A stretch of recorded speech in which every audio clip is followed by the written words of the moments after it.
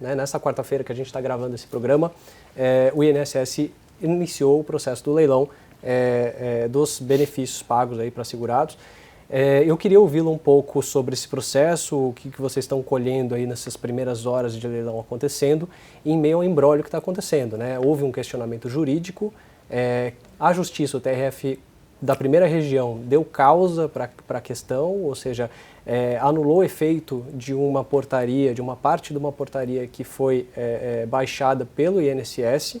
Eu queria entender um pouquinho isso, como isso afeta o processo do leilão, se isso pode trazer alguma insegurança jurídica e como que vocês estão procedendo diante disso. Se você puder dar uma explicação aí dessa história toda, dessa trama para o nosso leitor.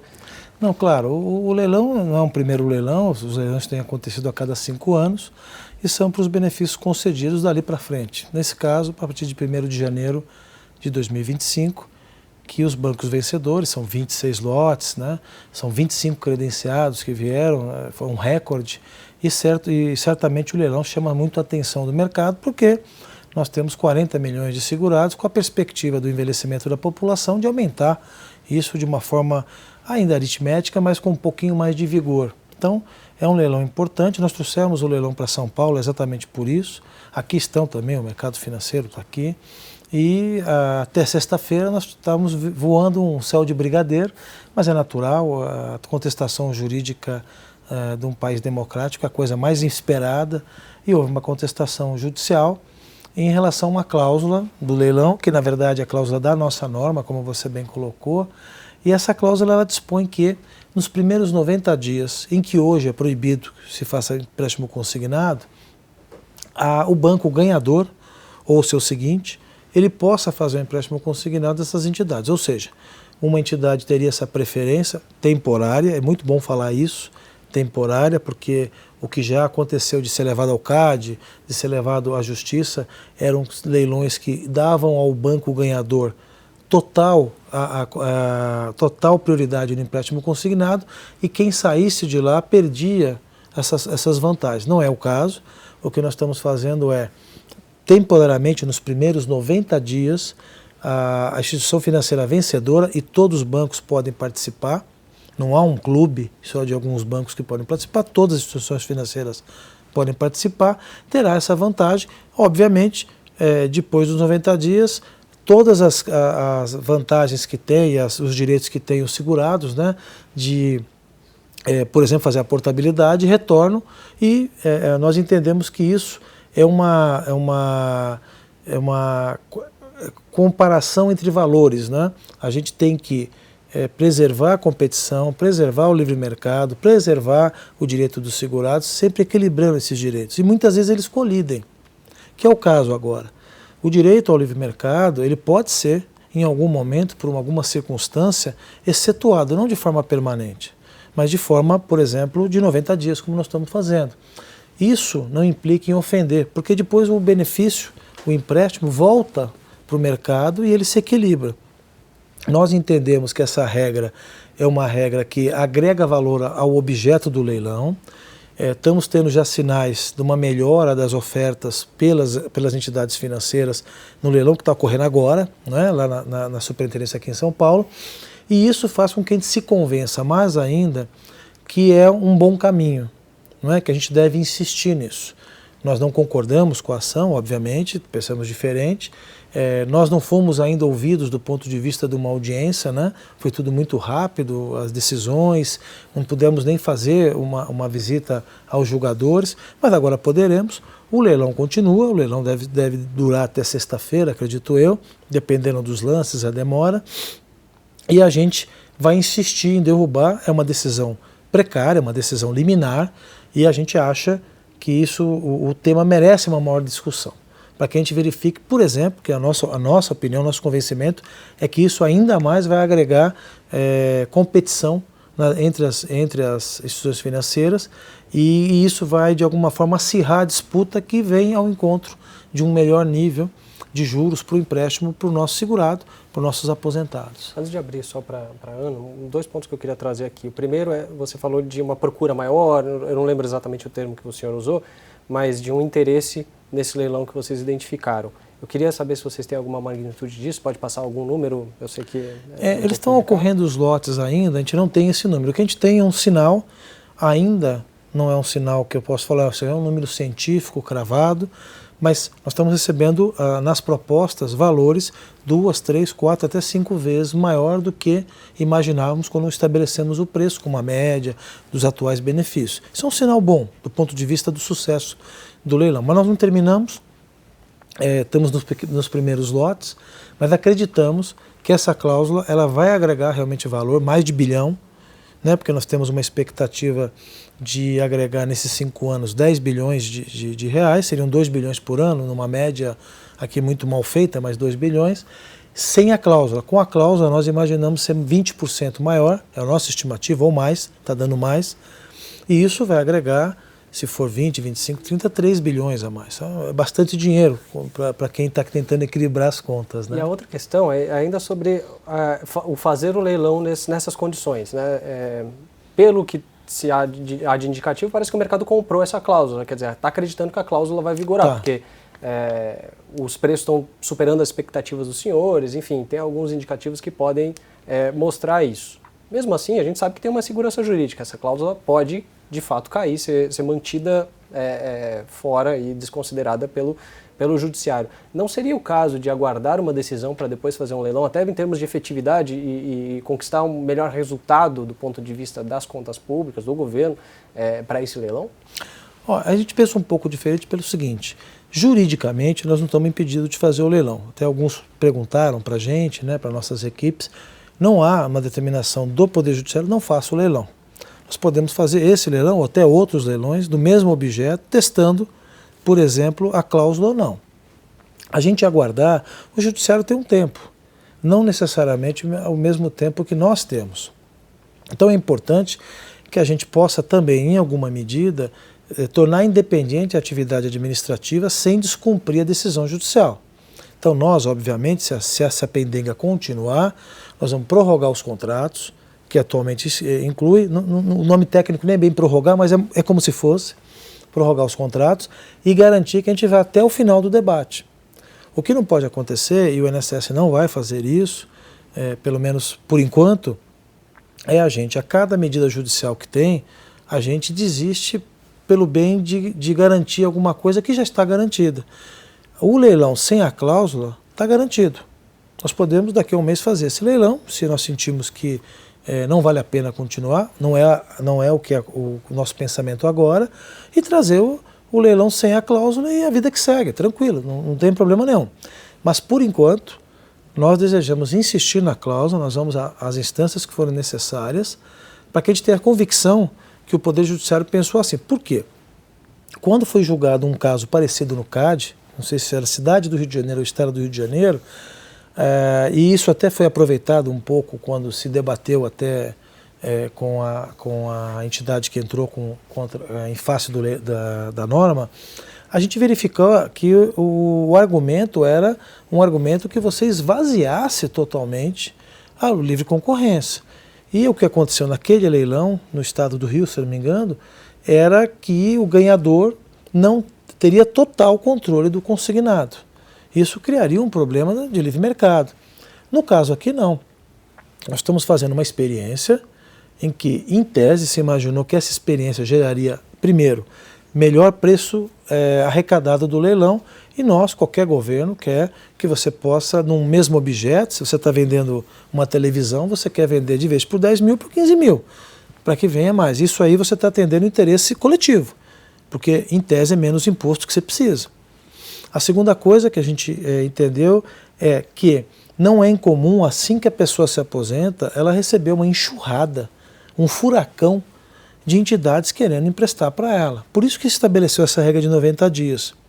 Mas, ao mesmo tempo, eu mesmo nas ruas, onde eu vou, os aposentados falam, mas eu quero dispor do meu dinheiro, quero emprestar. Tá bom, então esse também é um outro valor que está sendo atendido. E um terceiro valor que nós temos convicção, e vamos provar isso na justiça, é que isso é a favor do mercado. Nós temos aqui um mercado, bilhões, mais de centenas de bilhões de reais, que está se autorregulando e de alguma parte equilibrando os juros. Então quem ganhar aqui, um banco X, e o Banco X está aqui, certamente o Banco X não vai cobrar mais juros aqui, ele vai cobrar os juros dele. E os outros bancos, as outras instituições financeiras que não tiveram essa vantagem, mas poderiam ter porque participam do leilão, elas ficarão esperando os 90 dias para poder ofertar um juros menor. E o banco que está aqui, que ganhou o leilão, ele também não quer perder em 3 meses, e veja, os empréstimos são de 96 meses, os empréstimos são 72 meses, são alongados. Uhum. Então, essa corrida inicial, que nós estamos mitigando, descascando um pouquinho, né, o direito à livre concorrência, em prol de outros interesses. Depois nós devolvemos para o mercado. Todo mundo que pode estar reclamando, a partir do 3º mês pode tomar aquele cliente daquela entidade, se praticar um juros melhor, fazer uma oferta melhor. Do contrário, é diferente do que acontece. Ana. Eu queria saber exatamente isso, o impacto disso para o consumidor, para o beneficiário, né? O ganho principal para ele. Né? O primeiro ganho, eu não sei dizer qual é o principal ainda, nós vamos verificar porque é um público muito específico. O primeiro ganho é ele poder fazer o empréstimo sem ser também assediado, porque ocorrem assédios, né? Sim. Não é incomum eu ver reclamação de aposentado que acorda às 6 horas da manhã com um telefonema. Se eu me levanto assustado, eu imagino uma pessoa mais idosa sendo assediado por entidades. Então, nós tiramos todos os bancos nos 90 dias e isso ocorreu bem. Evitou fraude também, porque você evitava um assédio muito grande logo no início, antes de ele se acostumar com o benefício. Ok, quando nós chegamos e verificamos que eles querem, e podem pesquisar, os aposentados, muitos, querem já fazer um consignado. O nosso receio era que isso tornasse ele novamente vulnerável. Pensamos, vamos atender o aposentado, não é? E vamos atender o interesse público de arrecadar mais. Mas tem um terceiro fator que eu não sei se é mais importante do que o primeiro, que ele ter acesso ao empréstimo, que é a gente estimular uma competitividade maior. Por quê? Hoje, muitas vezes, eles estão pagando, hoje os juros do consignado do aposentado, do PCOS do INSS é 1,65. Quem estiver no mercado operando, o Banco X está operando com uma taxa de 1,50, ele vai cobrar 1,50 desse aposentado se ele ganhar o leilão. Mas ele sabe que no 3º mês, se ele não conseguir uma proposta boa, o concorrente vem para tomar. Ele sabe quando está praticando e sabe que ele vai para o mercado para buscar menor. Então esse mercado que está funcionando aqui, ele regula um pouco essa relação e dá 90 dias de folga para o banco vencedor, porque o banco vencedor, ele não arca, diferentemente daqueles bancos que não participam do leilão, daqueles bancos que não pagam benefício, ele acaba arcando com outros custos. Ele tem que manter uma rede mais presente no norte, no nordeste do país, ele tem que ter numerário, porque nosso público, muitos, e no norte e nordeste, e no centro-oeste também, utilizam muito nota, utilizam muito numerário, espécie, então ele tem que manter em caixa, isso é caro, não é diferente de fazer as transações digitais. Tudo isso para o banco que é vencedor do leilão, eles são obrigados a manter isso. Então, quando a gente traz também uma atração para o leilão, a gente está, de alguma forma, reequilibrando. Por quê? Esses bancos que não participam do leilão, eles querem priorizar só a parte mais importante. E também criam uma assimetria com isso. Então, o que nós estamos fazendo é estimular mais, a gente vai testar. Pode ser que se demonstre que tudo isso não valeu a pena, e no próximo leilão não tenha. Certamente eu não estarei aqui, porque daqui a 5 anos, certamente seria um recorde tão grande ser presidente do INSS por tanto tempo. Mas o outro presidente estaria aqui dizendo, olha, não funcionou aquilo, nós vamos tirar do leilão, não tem problema nenhum. Hoje o que nós queremos é poder experimentar e demonstrar. Por isso o leilão está seguindo.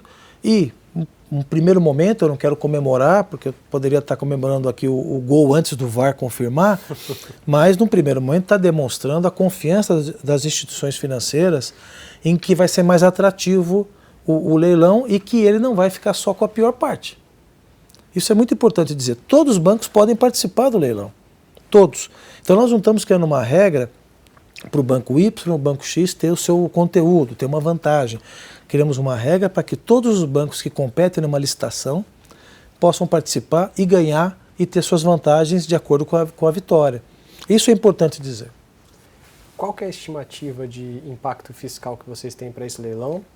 E outro ponto sobre contas públicas aí é que, bom, o senhor falou que se precisar prorrogar contrato, enfim, será feito e tal, mas tem um ponto muito sensível que dos últimos tempos para cá a equipe econômica tem contado muito com resultados pela via INSS para conseguir fazer frente ao déficit fiscal, para cumprir as metas de resultado primário, enfim, as metas fiscais estabelecidas pelo novo arcabouço. Eu queria ouvi-lo um pouco sobre isso, então, porque tem uma dinâmica de timing político que pode gerar alguma pressão sobre os senhores nesse processo todo de resolução desse imbróglio. Né? Claro. Olha, o INSS arrecada com os leilões 6 bilhões de reais por ano. Então, os leilões daqui para trás, vamos dizer assim, todos os benefícios geram por volta de 6 bilhões, um pouquinho mais por ano. Isso está garantido. Isso não diminui. Claro que a pessoa se morre e o benefício acaba, você perde aquela receita. Então não é uma receita decrescente, porque também os que entraram e vão entrar até 31 de dezembro compensam. Então esses 6 bilhões estão garantidos. Obviamente, aqueles que vão entrar de janeiro para frente têm um valor. No momento que a gente espera isso, espera que as coisas se definam juridicamente, é porque nós queremos ter o maior ganho possível. O maior ganho possível é mantendo a cláusula. A retirada da cláusula, nos primeiros números, assim, uma conta não é científica, nós vamos perder pelo menos uns 3 bilhões de reais nos próximos 5 anos, talvez mais. Pelos preços que estão vindo, talvez mais, mas eu não me arrisco a fazer uma projeção com um pouquinho só de lotes. Então, esses valores vão ser jogados de alguma forma fora. Então, nós temos que ter claro que esperar nos parece ser o melhor. E os benefícios que vão entrar a partir de janeiro, se ocorrer o plano B, o plano C, a gente ter que prorrogar para que a gente possa adentrar, eles vão ser pagos também. Obviamente que não no preço que nós desejamos, que é o preço do leilão. Então nós não acreditamos que isso vai ter tanto impacto, então de vez de ganhar 13, eu vou ganhar 2 bilhões e 800, etc., a ponto de a gente abrir mão desse ganho e confirmar a tese. Não é? Porque essa tese confirmada, todos os leilões seguintes poderão usá-la. E isso é muito importante. Se você pegar nos próximos 15 anos, são 3 leilões, cada leilão 3 bi, 4 bi, você vai ter 12 bi. Não é pouco dinheiro, não. Então, leilão a cada 2, né? O leilão tem que ser, para compensar, tem que ser a cada 5 anos, né? Mas a gente pretende, confirmada a tese que essa cláusula ajuda a aumentar, mantê-la. E para mantê-la eu tenho que ter segurança jurídica de agora. Então, esperar por enquanto, é um xadrez isso. Nós não estamos mais jogando só com a regra nossa, nós estamos jogando com alguém que entendeu que a regra está errada. Então agora nós vamos fazer um xadrez. Obviamente que eu não vou falar tudo aqui que eu vou fazer. Mas, claramente, nós vamos, por enquanto, manter a intenção de fazer nossos recursos até a última instância. E o interesse dos bancos surpreendeu vocês? Também. A gente não imaginava que chegaríamos a 25 entidades credenciadas, mesmo com a notícia da insegurança jurídica. Para alguns bancos, provavelmente, só vieram bancos novos porque nós temos essa cláusula e interessa a ele reter por 90 dias e tentar, nesses 90 dias, ganhar o cliente.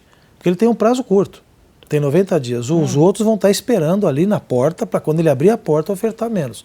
Foram 25 entidades que foram cadastradas, nós temos 26 lotes. Os lotes são o mesmo número que de outros leilões, mas os 25 nós nunca tivemos. É o primeiro leilão que chega em 25 entidades e instituições financeiras. Essa cláusula, então, fez diferença? Nós acreditamos. É óbvio que nós fizemos isso do ponto de vista preditivo. Sentamos lá com nossos técnicos, etc. Essa cláusula foi decidida conjuntamente com o ministro, né? Não foi uma invenção só técnica, houve um debate com o ministro, houve um debate com a área técnica, e isso feito, nós imaginamos que teria esse efeito. E mesmo com a insegurança jurídica, que você bem colocou, ainda assim, temos 25 credenciados, e lá a coisa está ocorrendo melhor do que a gente imaginava. Então, temos que esperar terminar, e terminando e demonstrando, inclusive, que essa cláusula não é uma cláusula teórica, que não gera o ganho esperado, a gente vai demonstrar, e com o leilão terminado a gente vai demonstrar na prática, não é mais um estudo. Olha, esse leilão gerou isso, e isso é muito superior ao planejado. Essa é a nossa intenção também.